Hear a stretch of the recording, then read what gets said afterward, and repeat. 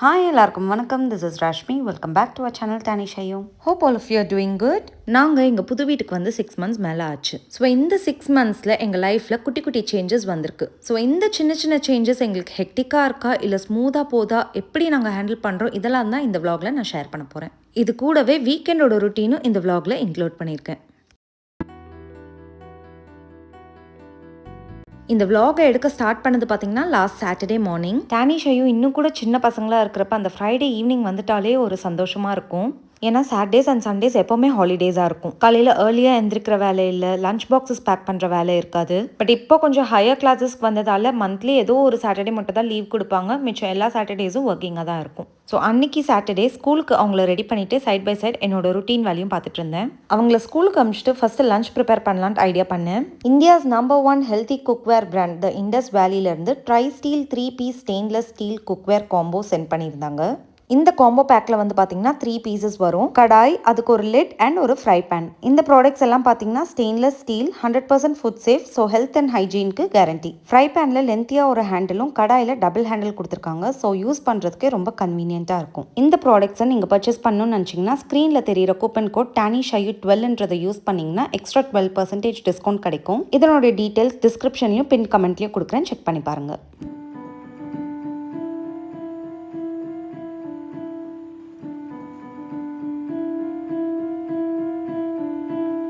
So இன்றைக்கி லஞ்சுக்கு நான் என்ன சமைக்க போகிறேன்னு பார்த்தீங்கன்னா கடாய் மஷ்ரூம். எங்கள் வீட்டில் இது one of the hit recipe. குவிக்காக எப்படி செய்யலான்னு பார்க்கலாம். ஸ்டவ்வை பற்ற வச்சுட்டு கடாயில் கொஞ்சமாக எண்ணெய் சேர்த்துக்கலாம். எண்ணெய் காஞ்ச உடனே 2 இன்ச்சு பட்டை, 4 கிராம்பு, 2 ஏலக்காய், 2 பிரியாணி இலை, 2 பெரிய வெங்காயத்தை பொடியாக நறுக்கி வச்சுருக்கேன், அதையும் சேர்த்துக்கலாம். வெங்காயம் கோல்டன் ப்ரௌனாக ஆகிற வரைக்கும் வணக்கிட்டு 2 ஸ்பூன் இஞ்சி பூண்டு பேஸ்ட் சேர்த்துக்கலாம். இஞ்சி பூண்டு பேஸ்ட்டோட பச்சை வாசனை போனதுக்கப்புறம் 3 ஹைப்ரிட் தக்காளியை மிக்சியில் நல்லா அரைச்சி வச்சுருக்கேன், அதையும் சேர்த்துக்கலாம்.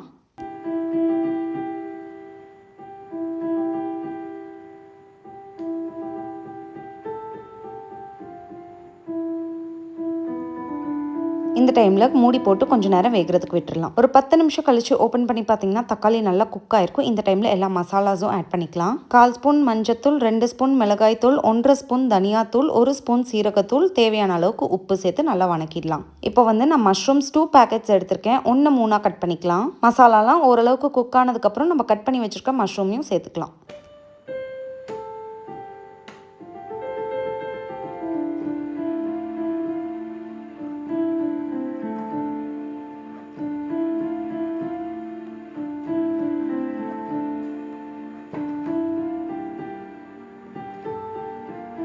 மஷ்ரூமை நல்லா மசாலாவோட மிக்ஸ் பண்ணி விட்டுட்டு ஒரு கிளாஸ் அளவுக்கு தண்ணி சேர்த்துக்கலாம். ஒரு தடவை நல்லா மிக்ஸ் பண்ணி விட்டுட்டு க்ளோஸ் பண்ணிடலாம். மீன்வைல் நம்ம என்ன பண்ண போகிறோம்னா, இதுதான் ரொம்ப முக்கியமான ஸ்டெப் கடாய் மஷ்ரூம் ரெசிபியை பொறுத்த வரைக்கும். ஒரு பெரிய வெங்காயத்தை தோல் உரிச்சு கட் பண்ணிக்கலாம். பட் நார்மலாக நம்ம கட் பண்ணுற மாதிரி இல்லாமல் இந்த மாதிரி க்யூப்ஸாக கட் பண்ணிக்கணும். கேப்சிகமையும் அதே மாதிரி தான் மீடியம் சைஸில் க்யூப்ஸாக கட் பண்ணிக்கலாம். இதுதான் இந்த டிஷ்ஷோட ஹைலைட்டு.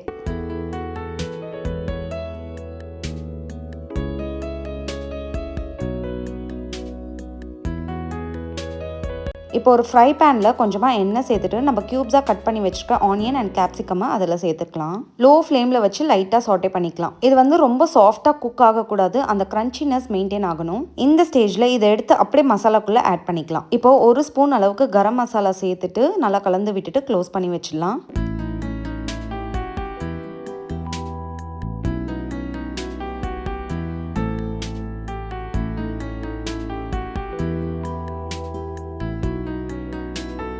ஒரு 5 மினிட்ஸ்க்கு அப்புறம் நீங்கள் ஓப்பன் பண்ணிவிட்டு கொஞ்சமாக கசூரி மேத்தியை கையிலேயே க்ரஷ் பண்ணி சேர்த்துக்கலாம். இந்த கசூரி மேத்தியோட ஃப்ளேவர் கிரேவியில் நல்லா இன்ஃப்யூஸ் ஆகிறதுக்கு இன்னொரு 5 மினிட்ஸ்க்கு க்ளோஸ் பண்ணி வச்சிடலாம். ஒரு 5 மினிட்ஸ் கழிச்சு நீங்கள் ஓப்பன் பண்ணி பார்த்தீங்கன்னா கிரேவி இன்னும் கூட கொஞ்சம் திக்காயிருக்கும். அவ்வளோதான், சூப்பரான கடாய் மஷ்ரூம் மசாலா ரெடி. இது வந்து நான், ரோட்டி, ஃபுல்கா, ரைஸ் எல்லாத்துக்குமே ரொம்ப சூப்பராக இருக்கும். இதனுடைய ஹைலைட்டே ஆனியன் அண்ட் கேப்சிகமோட க்ரன்ச்சினஸ் தான். கண்டிப்பாக ட்ரை பண்ணி பார்த்துட்டு எப்படி வந்துச்சுன்னு சொல்லுங்கள்.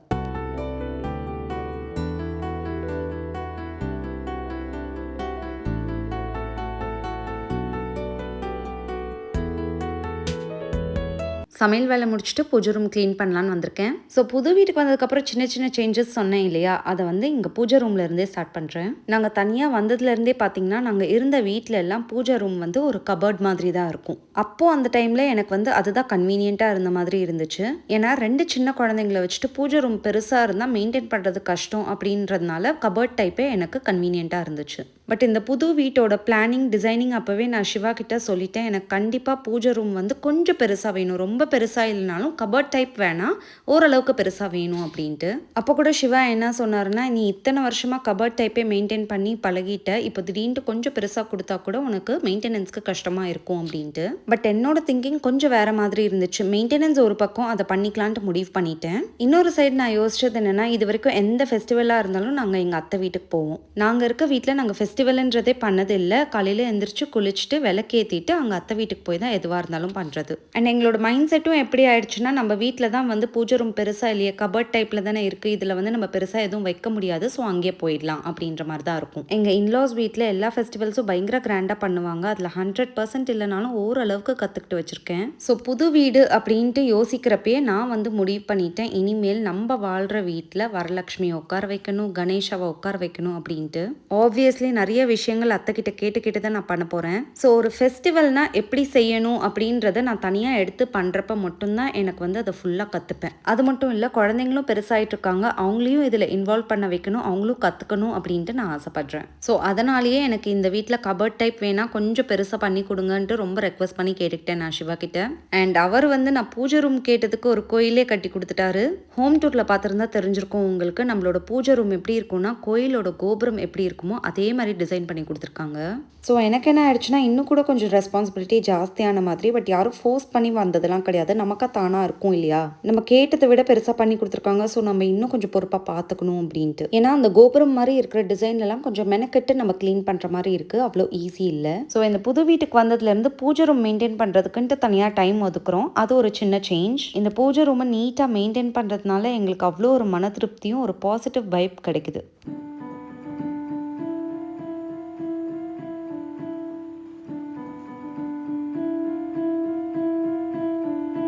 அடுத்த சேஞ்ச் என்னன்னு பார்த்தீங்கன்னா, இந்த வீட்டுக்கு வர வரைக்கும் நாங்கள் இன்டோர் நேச்சுரல் பிளான்ஸ் வளர்த்ததே கிடையாது. பட் இந்த வீட்டோட இன்டீரியர்ஸ்க்கு நேச்சுரல் பிளான்ஸ் வச்சா ரொம்பவே பார்க்குறதுக்கு நல்லாயிருக்கும் அப்படின்ட்டு யோசிச்சு நான் வைக்க ஸ்டார்ட் பண்ணேன். பட் ஸ்டார்ட் பண்ணுறப்போ ஒரு செடியும் வாங்குறப்ப பார்த்தீங்கன்னா அவ்வளோ பயப்படுவேன், கரெக்டாக இதை மெயின்டைன் பண்ணணும் அப்படின்ட்டு. ஏன்னா I am not a plant lover and எப்படி மெயின்டைன் பண்ணணும் அப்படின்றதும் எனக்கு தெரியாது.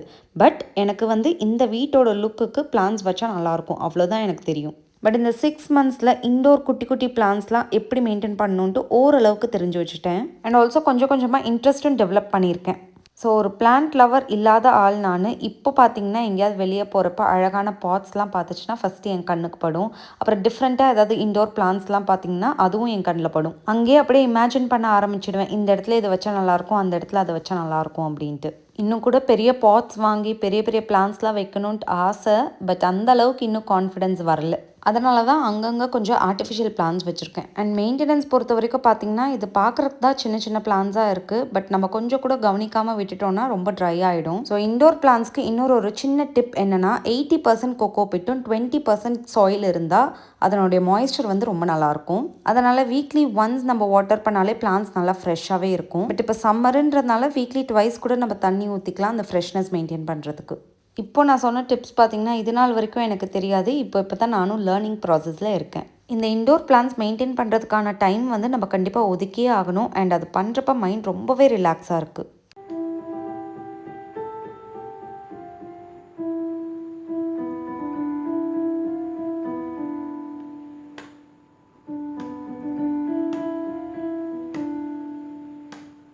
நெக்ஸ்ட் வந்து பார்த்திங்கன்னா க்ராக்கரிஸ். அந்த வீட்டில் இருக்கிறப்ப பார்த்தீங்கன்னா என்னோடய க்ராக்கரிஸ் கலெக்ஷன் ரொம்பவே கம்மியாக தான் இருக்கும். ஆல்சோ யூசேஜும் ரொம்ப கம்மி தான். இந்த வீடோட ஃபினிஷிங் ஸ்டேஜில் போயிட்டுருக்கப்பயே நான் கொஞ்சம் க்ராக்கரி கலெக்ஷன்ஸ்லாம் நிறைய சேர்க்க ஆரம்பிச்சிட்டேன். அண்ட் எல்லா கலெக்ஷன்ஸும் ஓரளவுக்கு நல்லாவே யூஸ் பண்ணிகிட்ருக்கேன். இந்த க்ராக்கரிஸை பொறுத்த வரைக்கும் அது யூஸ் பண்ணிவிட்டு கரெக்டாக வாஷ் பண்ணி அதை பத்திரமா சேஃபாக அதே இடத்துல வச்சதுக்கப்புறம் தான் நிம்மதியாக இருக்கும். செராமிக்ஸ்லாம் நம்ம கையிலேருந்து ஸ்லிப் ஆகிடுச்சுன்னா ஈஸியாக உடஞ்சிடும். அவ்வளோ விலை கொடுத்து வாங்குகிறோமா, ஸோ உடச்சிட்டா அந்த கில்ட் ஃபீலிங் நம்மக்கிட்ட இருந்து போகவே போகாது. அதே மாதிரி கிச்சனில் பார்த்தீங்கன்னா நான் ஃபர்ஸ்ட் டைம் இந்த மாதிரி சீ-த்ரூ கபர்ட்ஸ் வச்சுருக்கேன். உள்ளே இருக்க கண்டெய்னர்ஸ்லாம் எப்போவுமே கொஞ்சம் நீட்டாக அரேஞ்ச் பண்ணி வச்சா தான் பார்க்குறதுக்கும் நல்லாயிருக்கும். ஏன்னா சீ-த்ரூவாக இருக்கிறப்ப ஆப்வியஸாக யாருக்காக இருந்தாலும் அந்த இடத்துக்கு வந்தோடனே கண் அங்கே போகும். ஸோ கொஞ்சம் கூட கலையாமல் நீட்டாக அரேஞ்ச் பண்ணி வைக்கணும்னு நினைப்பேன்.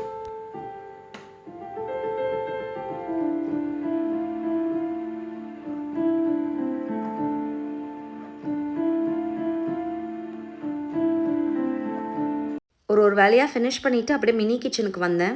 நைட் வந்து கொஞ்சம் க்ரீன் கிராமும் கிரவுண்ட் நட்ஸும் சோக் பண்ணி வச்சுருந்தேன் ஸ்ப்ரவுட்ஸ் செய்கிறதுக்கு. அண்ட் இந்த ஸ்ப்ரவுட்ஸ் பற்றி கண்டிப்பாக சொல்லியே ஆகணும். சிவா வந்து யூஸ்வலாக ஸ்ப்ரவுட்ஸ் நல்லா சாப்பிடுவார். பட் எனக்கும் பசங்களுக்கும் ஸ்ப்ரவுட்ஸ் சாப்பிட்றது பழக்கமே இல்லை. பட் இப்போ டேனிக் வந்து ப்ரோட்டீன் இன்டேக் கொஞ்சம் நிறைய எடுத்துக்கணும் ஸ்போர்ட்ஸில் இருக்கிறதுனால அப்படின்னு சொல்லிட்டு இப்போ தான் இந்த ஹேபிட்டை ஸ்டார்ட் பண்ணியிருக்கோம். டேனிக் வந்து இது அவ்வளோவா பிடிக்கலனாலும் ஸ்போர்ட்ஸ்க்காக சாப்பிட்டுடுறா. எப்படியோ அவளோட ஸ்போர்ட்ஸ் பேரை வச்சு ஒரு நல்ல ஃபுட் இன்டேக்கை ஸ்டார்ட் பண்ணி அது ஒரு ஹேபிட்டாகவே பண்ணிகிட்ருக்கோம்.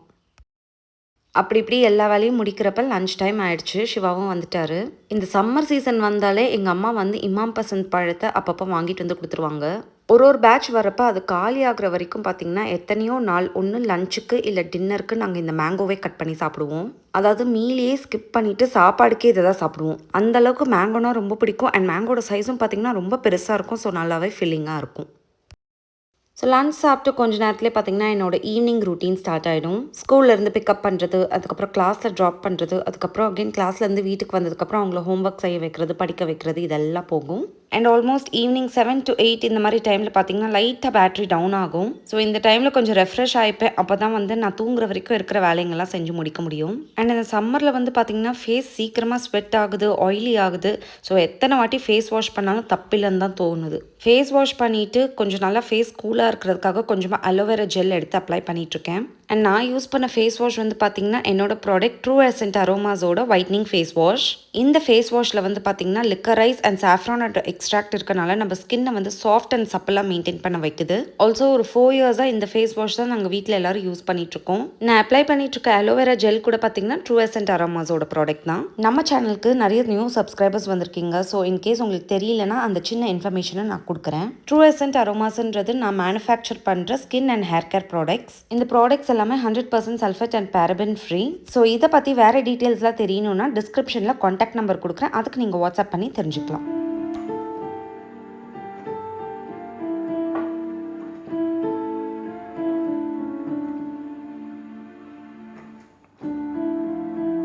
ரொம்ப பெரிய ஸ்கின் கேர்லாம் எதுவும் பண்ணுறது கிடையாது. ஏதோ கிடைக்கிற கொஞ்சம் டைமில் இந்த மாதிரி சின்னதாக ஏதோ பண்ணுறது தான். பட் இனிமேல் வந்து ப்ராப்பராக night skin care routine and morning skin care routine பண்ணணும்னு நினச்சிட்ருக்கேன்.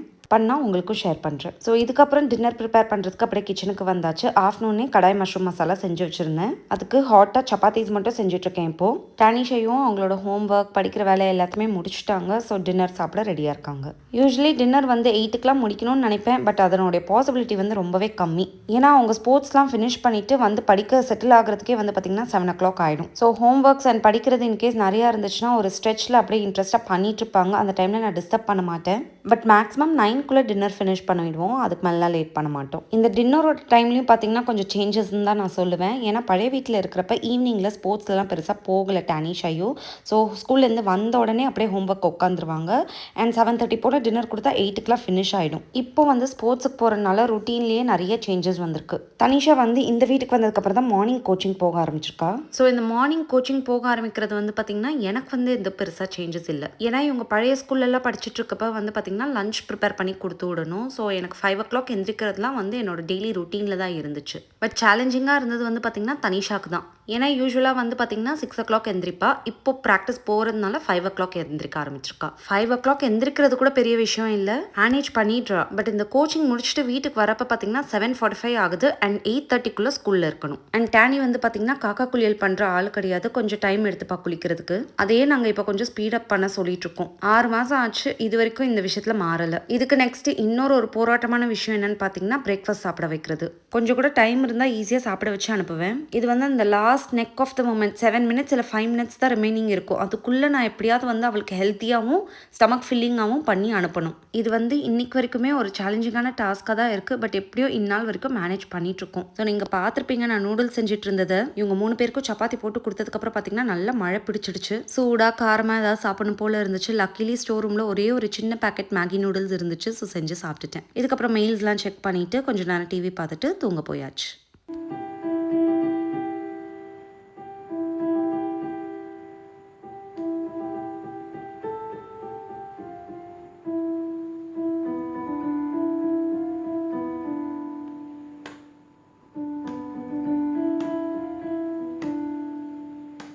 ஸோ இப்போ வந்து நம்மளோட வீட்டு சிச்சுவேஷன் பார்த்திங்கன்னா 2 சைடும் கன்ஸ்ட்ரக்ஷன் வேலை போயிட்டுருக்கு. ஸோ 2 சைட்லேருந்து டஸ்ட் அட்டாக் பயங்கரமாக இருக்குது. வீட்டோட ரைட் ஹேண்ட் சைடில் வந்து பார்த்திங்கன்னா இப்போ தான் கன்ஸ்ட்ரக்ஷன் ஸ்டார்ட் பண்ணியிருக்காங்க. அதாவது மினி கிச்சன் இருக்கிற இடத்துலலாம் பார்த்திங்கன்னா விண்டோ கொஞ்சம் கூட ஓப்பன் பண்ண முடியாது.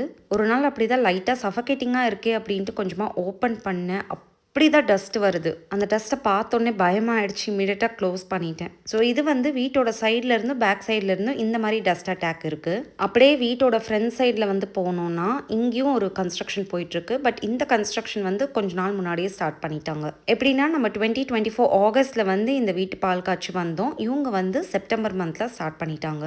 ஸோ பேசிக்கலி என்னால் விண்டோஸ்லாம் ஓப்பனே பண்ண முடியல. நல்லா வைட் பேனரோமிக் விண்டோஸ்லாம் கொடுத்துருந்தோம், நல்லா வியூ பார்க்குறதுக்கு. பட் இவங்களாம் கன்ஸ்ட்ரக்ஷன் முடிக்கிற வரைக்கும் அதெல்லாம் நினச்சி கூட பார்க்க முடியாது. பட் இதெல்லாம் வந்து பெர்மனெண்ட் கிடையாது, டெம்ப்ரரி தான். இவங்க கன்ஸ்ட்ரக்ஷன் பண்ணி முடித்து அவங்களே குடி வந்துட்டால் நமக்கு இந்த பிரச்சனை இருக்காதுன்னு நானே என் மனசை தேத்திக்கிறேன். அண்ட் மொட்டை மாடியோட அதர் சைடில் வந்து பார்த்திங்கன்னா திடீர்னுட்டு ஒரே நாளில் தேன் கூடு கட்டிடுச்சு. ஒரு நாளில் சின்னதாக தான் கட்டுச்சு. நாங்கள் நெக்ஸ்ட் டேவே நோட்டீஸ் பண்ணிட்டோம். இதை களைச்சி விட்றதுக்கு நாங்கள் ஆள் தேடிட்டே இருந்தோம். பட் கிடைக்கவே இல்லை. ஸோ சிவா வந்து நானே பண்ணுறேன்னு சொன்னார். பட் என்னோட ஹவுஸ் ஹெல்ப்லாம் என்ன சொல்கிறாங்கன்னா அவரை பண்ண வைக்க விடாதீங்க அப்படின்ட்டு, ஏன்னா ரொம்ப டேஞ்சர். அதையும் மீறி சிவா வந்து ஒரு வாட்டி போய் புக வச்சாரு. பட் அது போகவே இல்லை. அதுக்குள்ளே அதனுடைய சைஸும் நல்லா பெருசாகிடுச்சு. அண்ட் இருக்கிறது வந்து பார்த்திங்கன்னா மலை தேன். இன்னொரு முக்கியமான பிரச்சனை என்னென்னா என்னோட பெட்டிங் க்ளோத்ஸ்லாம் என்னால் வாஷ் பண்ணவே முடியல. டெய்லி நார்மல் வேர் க்ளோத்ஸ்லாம் வந்து நான் ஸ்டாண்ட்லேயே காய வச்சுடுவேன். பட் இந்த தேன் கூடு கரெக்டாக கீழே வந்து பார்த்திங்கன்னா நிறைய கம்பி போட்டு வச்சுருக்கோம் இந்த மாதிரி பெட்ஷீட்ஸ்லாம் காய வைக்கிறதுக்கு. என்ன பயம்னா நம்ம போய் காய வைக்கிறப்ப கடிச்சிருச்சுனாலும் பிரச்சனை. அதுக்கப்புறம் அந்த பெட்ஷீட்டில் வந்து உட்காந்துருச்சுனா கூட நம்ம அதை தெரியாமல் எடுத்துகிட்டு வந்துட்டா வீட்டுக்குள்ளேயும் வர ஆரம்பிச்சிடும். ஸோ சீக்கிரமாகவே இதுக்கு ஒரு சொல்யூஷன் கண்டுபிடிக்கணும். அண்ட் எனக்கு வந்து பார்த்திங்கன்னா பாஸ்ட் 2 இயர்ஸாகவே நேசல் அலர்ஜி இருக்குது. அது எதனால் வந்தது எப்படி வந்ததுலாம் எனக்கு சத்தியமாக தெரியாது. ஆனால் வந்து அது கொஞ்சம் ரொம்ப ரெய்னி சீசன் வின்டர் டைமில் தான் அக்ரிவேட் ஆகும். பட் இந்த டைம் வந்து எனக்கு சம்மர்லேயே பயங்கரமான பிரச்சனை கொடுக்குது. அது மோஸ்ட்லி இந்த டஸ்ட்னால தான் நினைக்கிறேன். என்ன தான் நம்ம விண்டோஸ் க்ளோஸ் பண்ணி வச்சாலும் எங்கேருந்து தான் இந்த டஸ்ட்லாம் வருதுன்ட்டு எனக்கு சுத்தமாக புரியல. ஸோ ஏர் பியூரிஃபையர் வாங்கினா இந்த அலர்ஜியை கொஞ்சம் ப்ரிவெண்ட் பண்ண முடியுமா அப்படின்றது எனக்கு தெரியல. ஐடியா பண்ணிகிட்ருக்கேன். ஸோ அன்னைக்கு சண்டே மார்னிங் வந்து பார்த்திங்கன்னா டேனி கோச்சிங் போயிட்டு வந்து திருப்பி தூங்கியாச்சு. அவங்க எந்திரிக்கிறப்ப டைம் வந்து பார்த்திங்கன்னா 12 o'clock. அதுக்குள்ளே நான் என்னோட லஞ்ச் செய்கிற வேலையெல்லாம் முடிச்சிட்டேன். ஸோ இதுக்கு மேலே பிரேக்ஃபாஸ்ட் சாப்பிட்டதுக்கப்புறம் லஞ்ச் சாப்பிட்றதுக்கு ரொம்பவே லேட் ஆகிடும் அப்படின்ட்டு நான் வந்து அவங்க எந்திரிச்சோடனே ஃபஸ்ட்டு ஸ்ப்ரவுட்ஸ் கொடுத்துட்டேன். ஸோ முந்தின நாள் வந்து இந்த க்ரீன் கிராமும் கிரவுண்ட் நட்ஸும் வச்சுருந்தேன் இல்லையா, அது நல்லா ஸ்ப்ரவுட்ஸாக இருந்துச்சு. அது கூடவே ஒரு பொமோகிரானட்டும் சேர்த்துக்கிட்டேன். அண்ட் டாப்பிங்ஸ்க்கு வந்து சோக் பண்ண ஆல்மண்ட்ஸும் சேர்த்துட்டா இதை விட ஒரு ஹெல்த்தியான ஃபுட் இருக்குமான்றது தெரியல. இனிஷியலாக கொஞ்சம் மென்று சாப்பிட்றதுக்கு கஷ்டத்தான் படுவோம். பட் வந்து பழக்கமாகிடுச்சுன்னா ஈஸியாக இருக்கும். ஸோ இதெல்லாம் சாப்பிட்டுட்டு எங்களோட சண்டே ரொட்டீன் எண்ணெய் வச்சு தலைக்கெல்லாம் குளிச்சு லஞ்சும் சாப்பிட்டு இருக்கிறப்ப அம்மா வீட்டிலேருந்து எல்லோரும் வந்திருந்தாங்க. நான் அப்போ தான் for the first time in my life homemade ice cream செஞ்சுட்டு இருந்தேன். அண்ட் அதனுடைய ரெசிபீஸ் கூட ஷார்ட்ஸில் நான் ஷேர் பண்ணியிருக்கேன். இன்ட்ரெஸ்ட் இருந்தால் செக் பண்ணி பாருங்கள். அண்ட் இதுக்கப்புறம் நாங்கள் எல்லா ஃபேமிலி டைம் ஸ்பெண்ட் பண்ணிட்டு இருந்தோம். அண்ட் நான் சொல்லியிருந்தேன் இல்லையா இந்த வீட்டுக்கு வந்ததுக்கப்புறம் சேஞ்சஸ் அப்படின்ட்டு. சில பேருக்கு கூட தோணலாம் சாமி ரூமை மெயின்டைன் பண்ணுறது, பிளான்ஸ் வளர்க்குறது, க்ராக்கரி ஐட்டம்ஸ் எல்லாம் மெயின்டைன் பண்ணுறது ஒரு என்ன பெரிய சேஞ்சா அப்படின்ட்டு. வெளியே இருந்து பார்க்குறப்ப ரொம்ப சில்லியாக இருக்குன்னு கூட யோசிக்க தோணும். பட் நான் எப்படி இதை பார்க்குறேன்னா இந்த மாதிரி சின்ன சின்ன சேஞ்சஸ் வந்து இன்னும் கூட என்ன கொஞ்சம் ரெஸ்பான்சிபிளான பர்சனாக தான் ஆக்கியிருக்கு. நான் வந்து இப்போ உங்ககிட்ட சொல்லியிருக்கிறது பார்த்தீங்கன்னா 20 to 30% ஆஃப் சேஞ்சஸ் தான். ஏன்னா கோ த்ரூ பண்ணுற எல்லா சேஞ்சஸும் ஒரே வீடியோவில் சொல்லி முடிக்க முடியாது இல்லையா. எல்லா சேஞ்சஸும் பாசிட்டிவாக தான் இருந்துச்சா அப்படின்னு கேட்டால் அப்படிலாம் இல்லை. இனிஷியலெல்லாம் ரொம்பவே ஹெக்டிக்காக இருந்துச்சு. பட் அந்த சேஞ்சஸை அக்செப்ட் பண்ணிட்டு பேலன்ஸ் பண்ண கற்றுக்கிட்டேன். சில விஷயங்கள்லாம் என்னோட ஓன் இன்ட்ரெஸ்ட்டில் நான் செய்ய ஆரம்பிச்சிருக்கேன். ஸோ சில விஷயத்த நம்ம பிடிச்சி செய்கிறப்ப அது நிலச்சி இருக்கணும் அப்படின்றதுக்காக நம்ம இன்னும் கொஞ்சம் கூட எஃபர்ட் போட்டு தான் ஆகணும் இல்லையா. இன்ஃபேக்ட் நிறைய விஷயங்களை நான் மிஸ் பண்ணுறேன். என்னென்னா இந்த வீட்டுக்கு வரதுக்கு முன்னாடி ப்ராப்பராக வாக்கிங் போயிட்டு கரெக்டாக பேலன்ஸ்டாக ஃபுட் சாப்பிட்டுட்டு என்னோட வெயிட்டை ரொம்ப கரெக்டாக மெயின்டைன் பண்ணிட்டு இருந்தேன். அதுக்கான டைம் இருந்த மாதிரி இருந்துச்சு அப்போ. பட் இப்போ பார்த்தீங்கன்னா 24 hours பார்த்தாத மாதிரி இருக்குது. இப்போ பார்த்தீங்கன்னா வீடு மெயின்டைன் பண்ணுறதுக்கு ஹாஃப் டே மேலே ஆயிடுது. இதுக்கப்புறம் என்னோட ப்ராடக்ட்ஸ் மேனுஃபேக்சரிங், அதுக்கப்புறம் குழந்தைங்களோட படிப்பு, கிளாஸ், ஸ்கூல், பிக்கப், ட்ராப், யூடியூப்காக vlogs எடுக்கிறது அண்ட் அதனுடைய எடிட்டிங், இதுக்கே டைம் சரியாக இருக்குது. வாக்கிங் போகிறதுக்கு டைம் இல்லை. ஸோ சம்டைம்ஸ்லாம் பார்த்தீங்கன்னா ஒர்க் நிறையா இருக்கிறப்ப அதை முடிச்சுட்டு வந்து உட்காந்து நல்ல பசி எடுக்கும். கிரேவிங்ஸ் நிறையா இருக்கிறப்ப இஷ்டத்துக்கு வாங்கி சாப்பிட்டுறது. அதனாலே ரீசெண்ட் டேஸில் பார்த்தீங்கன்னா எனக்கு கொஞ்சம் வெயிட் கெயின் ஆயிடுச்சு. கொஞ்சம் இல்லை, நிறையவே சொல்லலாம். அண்ட் லாஸ்ட் 2 months என்னோட லிவ் இன் மெய்ட் இல்லை, ஊருக்கு போயிட்டாங்க. ஆல் ஆஃப் சடன் அவங்க ஊருக்கு கிளம்பிட்டதால என்னோட வேலை இன்னும் கொஞ்சம் எக்ஸ்ட்ரா ஆன மாதிரி இருக்கு. பட் இதுக்கெல்லாம் டவுன் ஆகிற பர்சன் கிடையாது நான். இதை வந்து நான் கண்டிப்பாக ஸ்ட்ரகிள்னு சொல்ல மாட்டேன், எக்ஸ்பீரியன்ஸ் அண்ட் லேர்னிங் லைஃப்னு தான் சொல்லுவேன். இதையும் நம்மளால மேனேஜ் பண்ண முடியும். என்னன்னா கொஞ்சம் டைம் ஆகுது நமக்கு அந்த ட்ராக்ல வரதுக்கு. And I always believe slow and steady wins the race. And நான் வந்து வந்து ரிலாக்ஸ் பண்ணுறதுக்கு 3 விஷயம் ட்ரை பண்ணுவேன். ஒன்று வந்து மீ டைம், இன்னொன்று வந்து ஃபேமிலி கூட டைம் ஸ்பெண்ட் பண்ணுறது, லாஸ்ட் வந்து ஒரு நல்ல மூவியை ஹோம் தேட்டரில் போட்டு பார்க்குறது. அண்ட் இந்த வீடியோ பார்த்துட்ருக்க யாராவது நான் சேல் பண்ணிகிட்ருக்க அதே போட்டில் சேல் பண்ணிகிட்ருக்கீங்கன்னா இதை கேட்டதுக்கப்புறம் ஏதோ ஒரு விதத்தில் உங்களுக்கு மோட்டிவேட்டிங்காக இருக்கும்னு நான் நம்புகிறேன். ஸோ அவ்வளோதான், இந்த வீடியோவை நான் இங்கேயோட எண்ட் பண்ணிக்கிறேன். இன்னொரு இன்ட்ரெஸ்டிங்கான வீடியோவில் உங்கள் எல்லோரும் மீட் பண்ணுறேன். until then it's bye from Rashmi.